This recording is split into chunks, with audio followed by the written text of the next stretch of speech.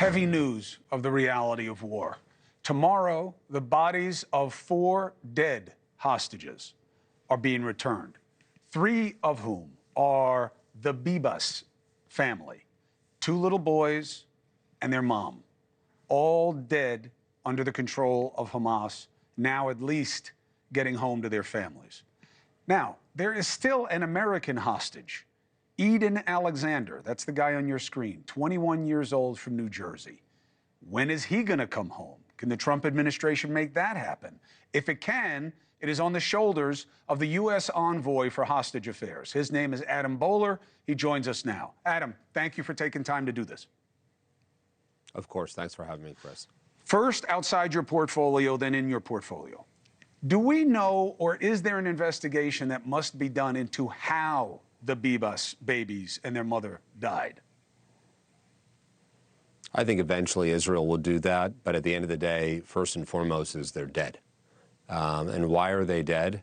They're dead because a terrorist organization attacked Israeli citizens and took them hostage, a baby and the mother and a 2-year-old, and now they're dead. So that's what I know. Do you believe that the poignancy of that there's a chance that it affects the ceasefire if it becomes clear to Israel that they killed these children? I think Israel already knew that, and I think Israel already knew that Hamas killed 1,200 people when they came over on October 7th, and that they'll kill more people. So here's where we all need to unite, which is a terrorist organization like Hamas must be eliminated entirely. It doesn't mean that there shouldn't be a ceasefire. It doesn't mean that people are all responsible for it. It means a terrorist organization destroyed the lives of a mom and 2 kids and a father that has to live with that. Yeah, and the elderly man, Oded Lifshitz, that was there, 85 years old. Now, the American, 21-year-old Eden Alexander, Hamas likes to give young men back last. What does that mean in terms of pressure to get him home? I don't think it's acceptable at all. There is an American that is being held by terrorists. And the one thing I need to know, and I need all Americans to unite against, Democrat, Republican, is that Americans should not be held abroad by any means. I know Edan's dad, I know his mom, I know his family, and Eden Alexander needs to be released, and we need to demand it. Did you know how many people were being held around the world, Americans, when you decided to take this job? I did not, and I found it baffling. I don't know why it's 6,000? not reported that there's 6,000.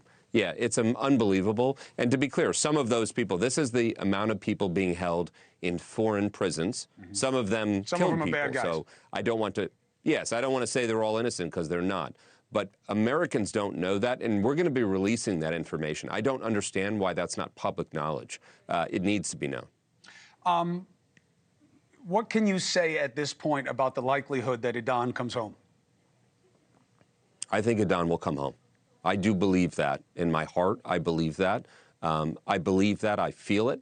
And I don't want to give unfair optimism, and we need to demand that. But right now, under President Trump, it has become extremely clear that there are massive consequences that will happen. And I will tell you, I will personally hunt all of them down if they touch a hair on his head. As far as you know right now, he's alive? Yes, he is alive, and I expect him to be released in the next hostage release. And if he's not, then they'll find out what or else means. Adam Boehler, I appreciate you always have a platform here to make the case for Americans that are being held around this world. You just let me know. Thank you, Chris. You're a patriot. Hey, thanks for watching. Go to joinnn.com to find NewsNation on your screen. And don't forget, click the red subscribe button below to get more of NewsNation's fact-driven, unbiased coverage.